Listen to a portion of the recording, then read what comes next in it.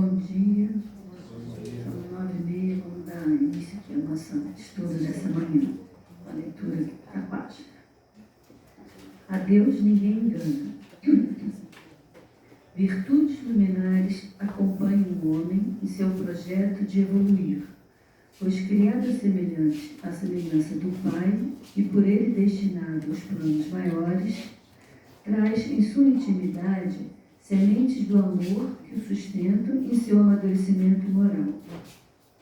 A afabilidade é virtude que distingue o discípulo do Cristo, pois no trato com seus semelhantes, aquele que a conquistou acolhe em seu coração, com o devido entendimento, a alma que chora, rogando auxílio e amparo para suas dores.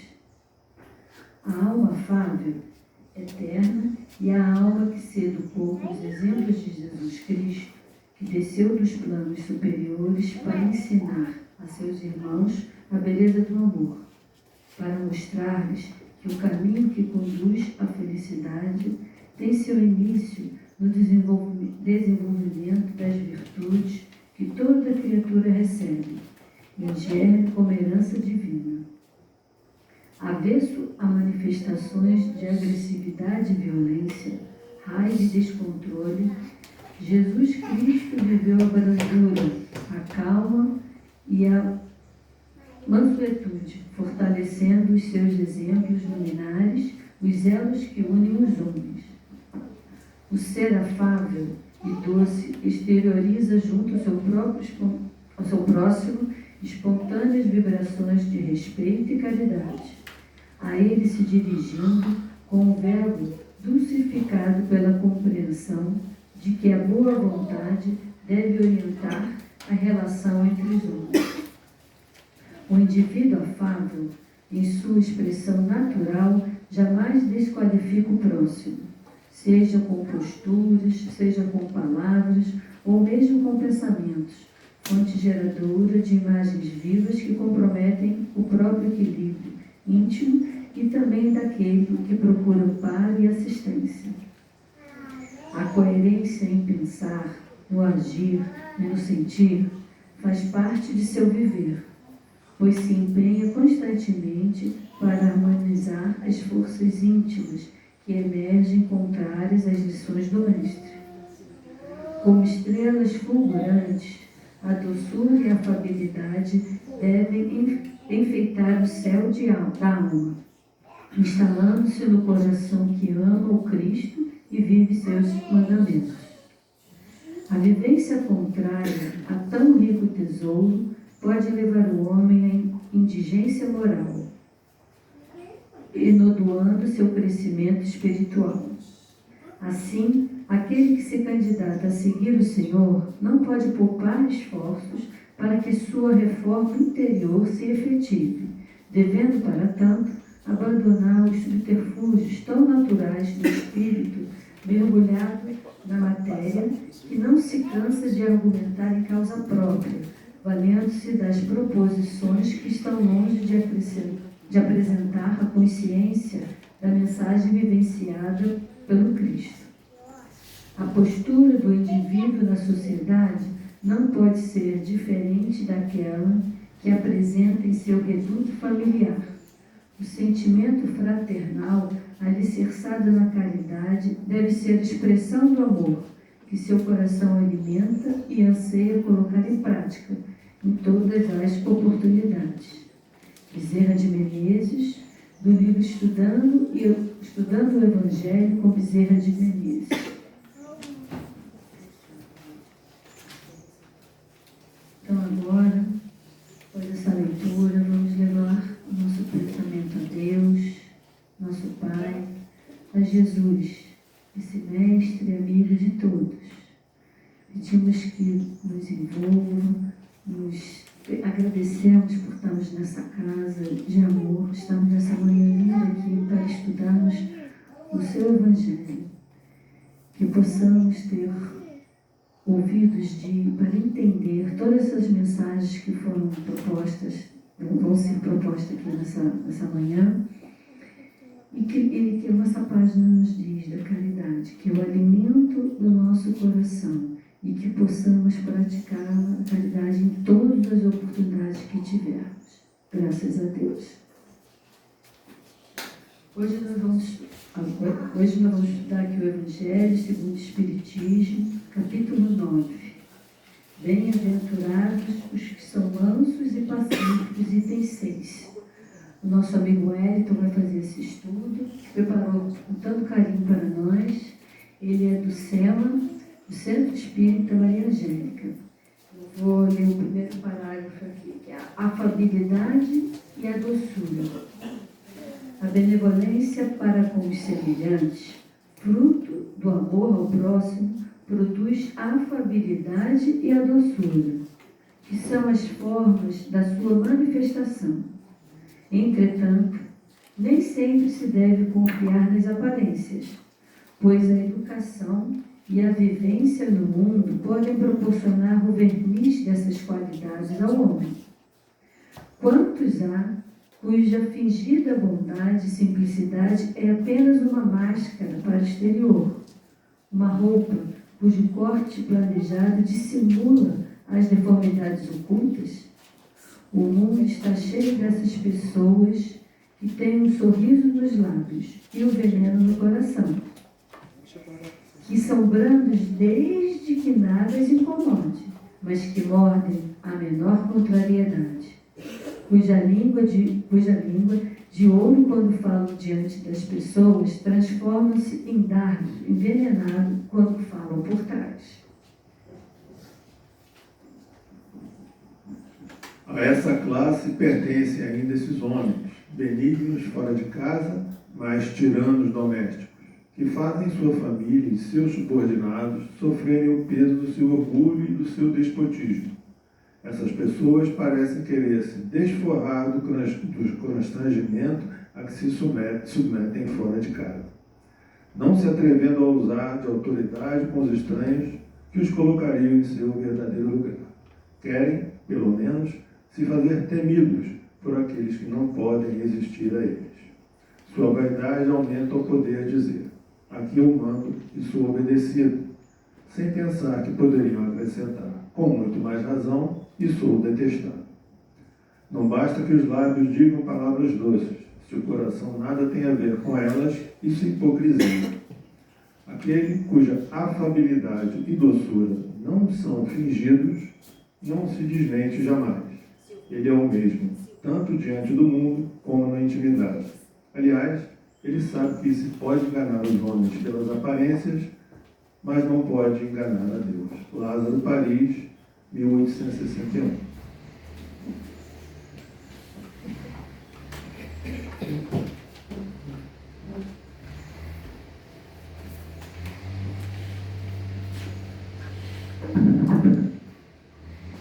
Muito bom dia a todos. Prazer estar aqui nessa casa novamente, casa de luz, de paz, de amor, de caridade, para falar mais um pouco sobre este tema aqui.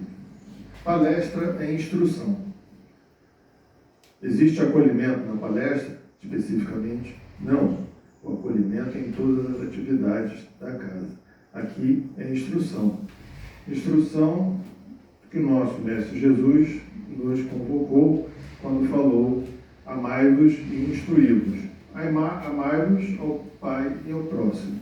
Instruí-vos é isso que a gente vem fazer aqui agora através de transmissão dessa mensagem. Portanto, nesse ambiente de instrução, a gente deve fazer como se na escola tivéssemos, né? Prestando atenção, tirando dúvidas na medida do possível e procurando introjetar os ensinamentos que estão aí há mais de 2000 anos e ainda a gente ainda tem dificuldade em perceber, né? Vamos lá então. O tema é afabilidade e doçura, conforme nós vemos ali. Nós vamos ver que muita coisa daquilo ali vai aparecer aqui, por óbvio que é o estudo que se pretende. A afabilidade, né? O que é ser afabilidade, né? Ser afável, né? A própria palavra já nos dá assim, um certo descanso. Afável, né? É muito dócil, muito tranquilizante, né? Doçura, carinho, isso. Afabilidade, substantivo feminino que diz qualidade ou comportamento de quem é afável, atributo de quem é cortês, delicado, benevolência, cortesia e amabilidade. Amabilidade, vemos ali que tem um prefixo relativo a amar, amor, né? Então é uma questão amorosa. E que consiste a afabilidade e a doçura? São atitudes pelas quais a criatura manifesta exteriormente,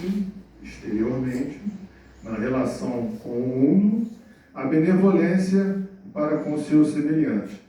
Benevolência, bene, do latim bene, que quer dizer bom, bem, bendito, benedictus, né? É o dito bondoso, né? Que gerou até o nome Benedito. A benevolência, por sua vez, denota a extensão do sentimento de amor ao próximo que essa criatura possui. Então aqui, quando fala extensão, é amplitude, né? Eu não devo ser benevolente setorialmente, né? Ou com determinadas situações ou pessoas. A pessoa benevolente, afável, ela é assim em todos os momentos e com verdadeira intenção, né? É uma coisa essência. Nós temos que, se não temos ainda, transformar essa essência, essa nossa essência, no sentido de nos dirigirmos a esse estado mental. A benevolência para com os seus semelhantes, frutos do amor ao próximo, como nós falamos, produz a afabilidade e a doçura. Então, nós vemos aqui que a benevolência, como situação inicial, produz a afabilidade. Então, tenhamos consciência que precisamos ser inicialmente benevolentes. Que são as formas de manifestar-se? Entretanto, grafei aqui em vermelho, hoje eu estou sem meu laser aqui que falhou. Nem sempre há que fiar nas aparências. Por quê? Nós evoluímos a tal ponto que nosso aparelho psíquico ele pode adotar plástico, que é diversas formas, né? E diversas manifestações que, nesse sentido, às vezes até nos embaralham e embaralham o outro no entendimento, né? Mas, como a gente tem problema moral, a gente usa isso equivocadamente, né? Visto que nem tudo que parece né? Por isso, a aparência. A educação e a frequentação do mundo podem dar ao homem verniz dessas qualidades. O que é verniz? É a última camada que se aplica num móvel, numa pintura. O brilho, né? É o brilho, é o brilho. Então, é a última camada, é a mais fina, mas protege e esconde o que está por trás dela. Então, a gente diz, fulano é educado e tal. Mas só verniz. No fundo, ele é mal educado, né? Então, quantos há cuja fingida bonomia, olha o bono aqui que ele vem de bom, né? Não passa de máscara para o exterior, de uma roupagem, né? É o verniz, né? Cujo talhe primoroso dissimula as deformidades interiores. Dissimula. É de dividir, né? De tom, tudo começa com e seja uma divisão, né? Em várias possibilidades, né? Então, é uma simulação dupla ou variável. As deformidades interiores. Deformidades é que está com a forma corrompida, né? Está deformada, está fora da sua forma. Interiores é a essência. O mundo está cheio dessas criaturas que têm nos lábios o sorriso e no coração o veneno. Nós vemos ali agora. Que são brandos desde que nada as agaste, as aborreça, as incomode ou vá contra a sua intenção, mas que mordem a menor contrariedade, cuja língua de ouro, quando falam pela frente, se mudem dardo peçonhento. Aqui tem um dardo, né? Quando estão por trás. Ou seja, isso aqui é pontiagudo, isso machuca, né? Então, quando ele fala em dardo aqui, ele quer dizer que é uma flecha, alguma coisa que vai alcançar o outro, é uma metáfora, né? Mas é muito contundente, porque fura, né, machuca, magoa. E por detrás, ou seja, a pessoa não está vendo, não tem condição de se defender, ela é como se fosse apunhalada pelas costas, que se fala assim. É uma covardia, no fim das contas. Né? Alguém lembra dessa novela? Vai denunciar a idade. Duas caras. Nem consegue ver direito. Você não sabe o que é. Né? Duas caras, você não sabe se o cara é aquilo, se o cara é outro. Até a palavra cara, né? O cara, né? É a cara que ele está mostrando. Aquele cara, porque você viu a cara dele, você tem aquela noção dele. Então, o que nós dizemos de uma pessoa assim que nos sugere uma multiplicidade de personalidades? Fulano é duas caras. Mas será que são só duas? O problema é esse. Se fossem duas, né, daria até mais fácil de administrar. Mas são várias caras. Né?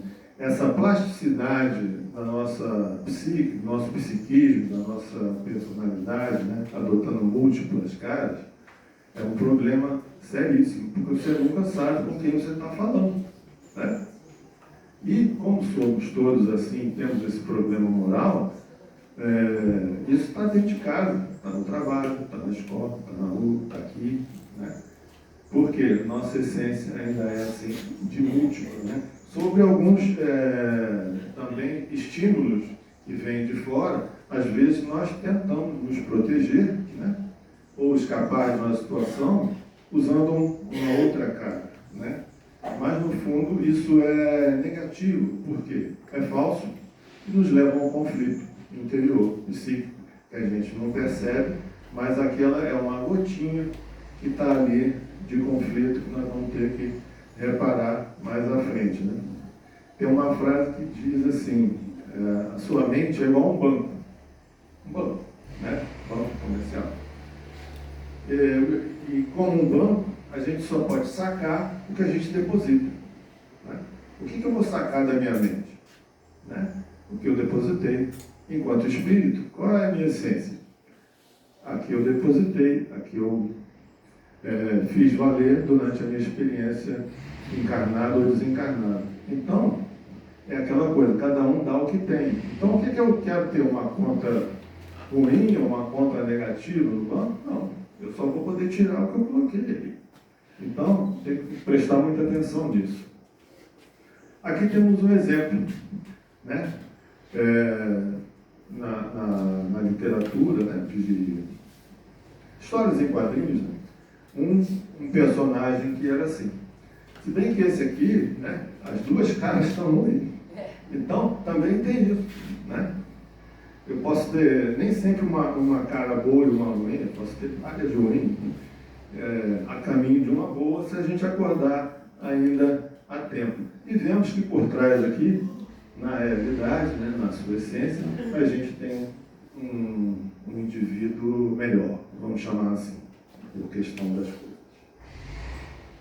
Personalidades múltiplas. Né? Tem um filme sobre esse caso, onde a pessoa que tinha, se não me engano, no filme tinha 9 personalidades. Então, agora esqueci o nome do filme. Fragmentado. Olha com vocês. Nossa psique é fragmentada, muito bem lembrado. Então, nosso pensamento também é fragmentado. Qual é o objetivo? A integralização desses conteúdos fragmentados. É como se fosse um jogo, aquele de montar, como é que chama? Quebra-cabeça. Né? Na realidade, ele não quebra. A cabeça já está quebrada. A gente vai ali montar a nossa cabeça. Né? Mas o que a gente precisa? Qual a função, assim, como é que a gente joga o quebra-cabeça, monta esse jogo fragmentado? A gente precisa de quê? Da capa do jogo, que vem assim, que mostra a figura inteira, para orientação. O que é o Evangelho? O que é o Pentateuco kardeciano? É a capa do jogo. Né? Então, se a gente prestar atenção nessa capa, a gente consegue montar esse chamado quebra-cabeça. Na realidade, é o conserta-cabeça. Então, nesse filme fragmentado, é absolutamente dificílil, até para quem está assistindo, saber quem está se apresentando ali naquele momento. É esse? É esse aqui? É esse aqui que está rindo? É esse aqui sinistro? É esse sério? É o ruim? É o intelectual? Né? Então, a questão do assassino em série, do serial killer, né? O cara lá, né, uma coisa maravilhosa na rua, um velho bonzinho e tal, blá, blá. E a gente vai lá na casa do cara, no quintal, e encontra aquele terror todo praticado sob a máscara de uma pessoa boa. Naturalmente, é uma pessoa que precisa de tratamento, é um espírito em desalinho. Né? Sim, é uma pessoa mais doente, né? Doentes todos somos, tanto que Jesus veio para os doentes. Então, nós somos fragmentados, precisamos unificar. Jesus era fragmentado? Espírito superior, era o homem integral. Integral é que não tem divisões, partições, né? Ele é montado, né? Não tem quebra-cabeça. Vamos chegar lá também. Essa classe também pertence a esses homens de exterior benigno que, tiranos domésticos, como a gente leu, fazem que com suas famílias e seus subordinados, olha, no trabalho, aquele cara, chefe tirano, tem sempre essa dicotomia, não, dia ao dia. O chefe é bom, é ruim, sofram o peso do orgulho e do despotismo, o déspota, o tirano, né?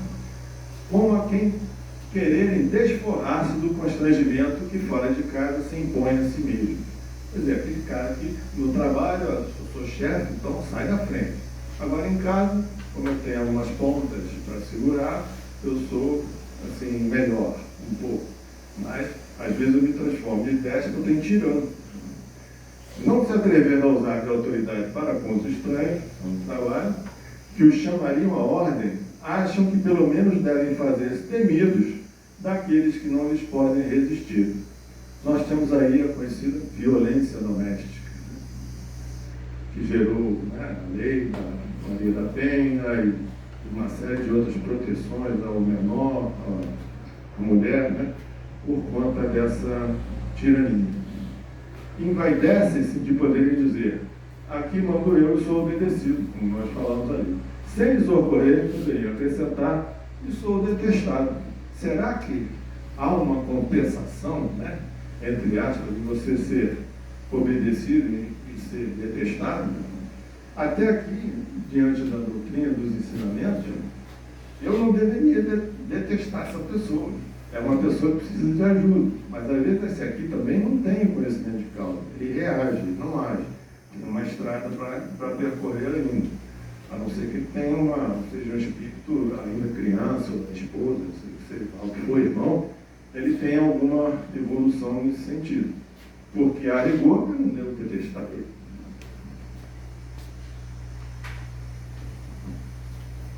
Alguém já vivenciou isso aqui? No trabalho, em casa, na escola, né?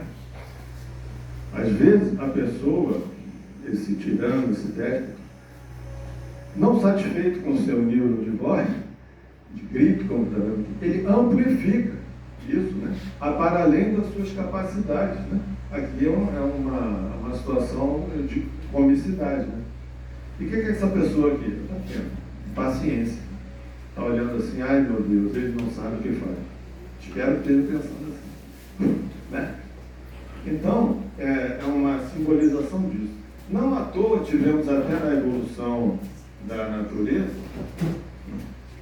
um dinossauro que foi denominado tiranossauro, né? Foi escolhido essa denominação porque ele era o maior, o mais forte, assim, proporcionalmente o mais valente, e devastava todas as outras possibilidades animais inferiores a ele. E pior ainda, na nomenclatura, eles lá colocaram Rex. O que é Rex? Em latim? Rei. Então, ainda entronizaram ele no título de rei. É um tirano rei. Então, é muito complicado. A gente vê isso até na biologia. Então, temos essas situações aqui elencadas, né, que a gente convive diariamente ainda, infelizmente. Né? É o pai falando, gritando, seja lá o que for, chamando a atenção, a criança não quer ouvir. Dependendo do que seja isso, se for uma autoridade moral, a criança que também não quer ouvir, ela pode também dividir aí. Ou porque ela não quer assumir, porque está levando uma bronca, né? Ou se aquilo não extrapolou a necessidade de chamamento de atenção. Mas chega um ponto que você não quer ouvir mais. Né? Ali também, veja como as pessoas se fecham, tá vendo? Ou reagem. Né? E isso aqui?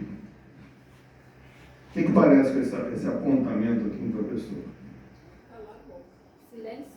Mas isso aqui, o que tem?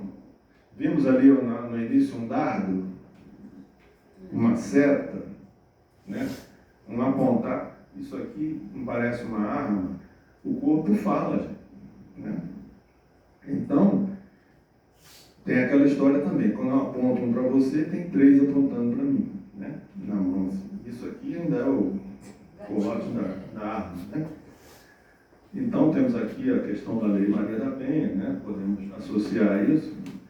Então, isso é um sinal de ameaça.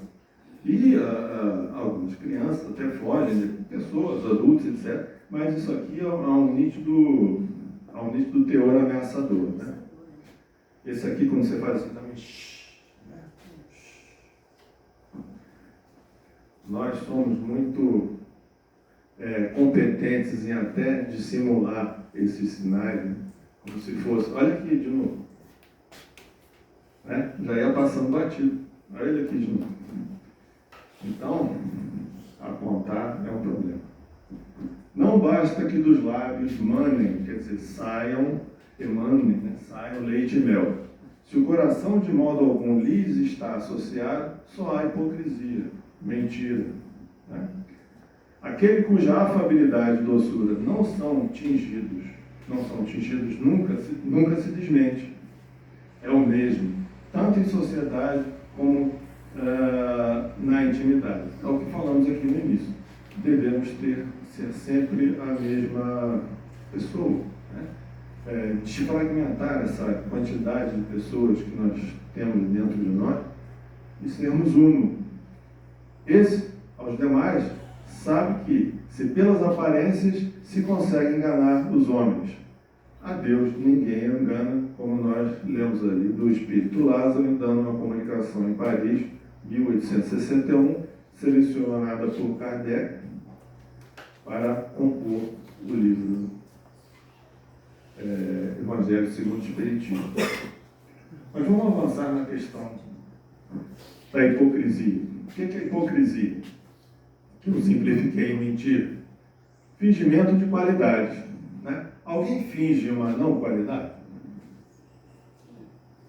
Por quê? O orgulho deixa. Né? Eu que sou sempre bom, o melhor, eu sei fazer, eu sei isso, aquilo. Então eu me atribuo por orgulho e egoísmo, chagas, né, na humanidade, qualidades que eu eventualmente não tenha ainda. Né? Por orgulho. Princípios, né? Não, aquela pessoa íntegra, respeita as leis, respeita as normas educacionais, de convivência, etc.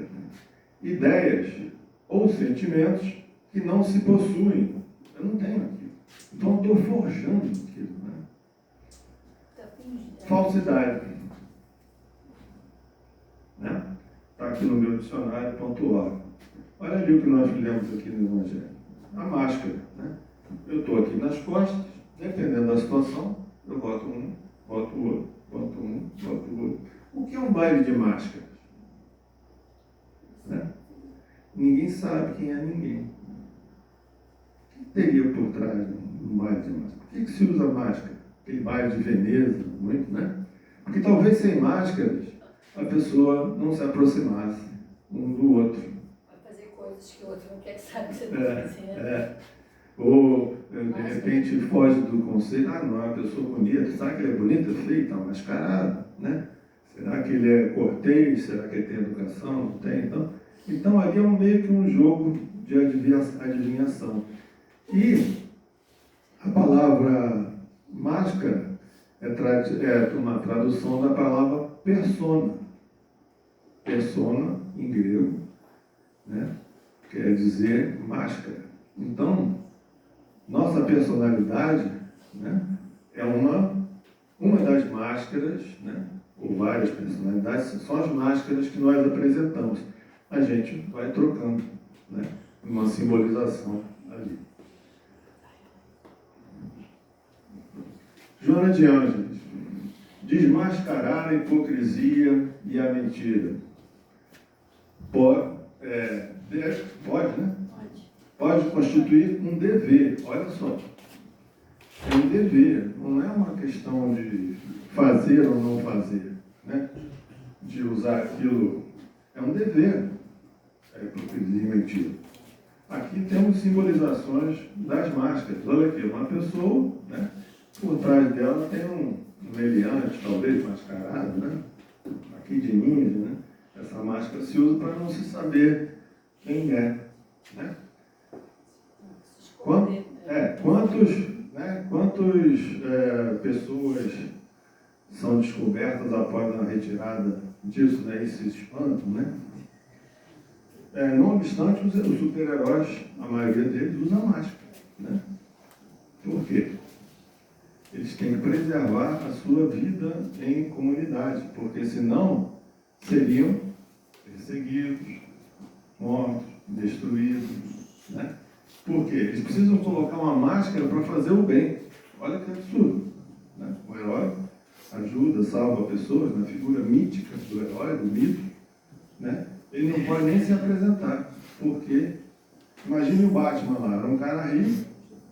Se ele se apresentasse naquela situação sem máscara, no dia seguinte estava explodido a sua casa, a sua família, etc. Aliás, ele se transformou num herói na história, porque seus pais foram assassinados durante um assalto.